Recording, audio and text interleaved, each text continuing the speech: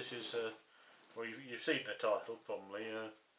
You know why the King should have won the title, the Piston Cup in the first Cars film, and thus, admittedly, that this would, you know, destroy the need for the rest of the first film, and admittedly Cars 2 and Cars 3 as well. But just bear with me here. You know, I'm going to make an argument here that the King was the only one that didn't do anything wrong in that first race out of the three of them. You know, well, the final race of the season, but whatever. You know what I mean. Now, so we see. Let's start off with Lightning McQueen. Why should he be disqualified? Yeah. Now, I'm not saying he should be disqualified. I'm saying he should get a penalty. You know, because, you know, if you watch it, you know, he's done nothing wrong all race. That's fine. You know, I haven't got a problem until the last lap. You know, when we see that bullshit at the end where they cross the line at the same time. Now, first of all, that would never happen.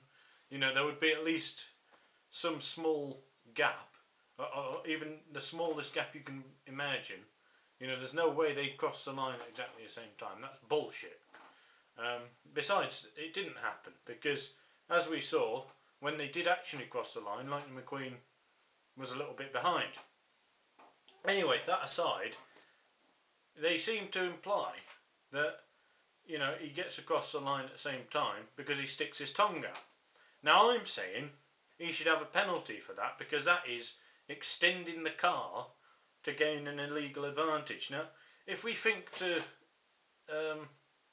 not a modern day example, admittedly, but if we think about an episode of Wacky Races that's always pissed me off, you know, there's a race where Dick Dastardly legitimately wins the race. You know, he comes across the line first, it's fine, you know, but then we see some edited footage, you know, the stewards stitched him right up and they fucking made it look like he extended his car and thus cheated to win the race, which he didn't do.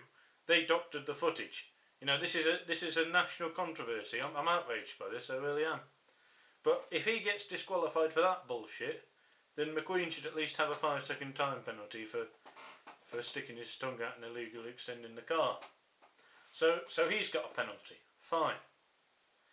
So Chick Hicks, that's pretty straightforward with Chick Hicks actually. You see it all race, you know. He's putting competitors' lives at risk. He's crashing everyone off, but you know, taking no notice of safety regulations. You know, disqualified from the race in the championship as far as I'm concerned. So with all that in mind, we see that the King has been, you know, I can't think of anything the King did wrong all race, unless you know, unless you can think of anything. I don't know, you know. So the King should have won the 8th title in that film, and that would eliminate the need for that stupid 3-car race at the end of the film. Could you imagine how boring that would have been if you had to watch that? And as well, this film came out right in 2006, a year after the 2005 US Grand Prix. Coincidence? I think not!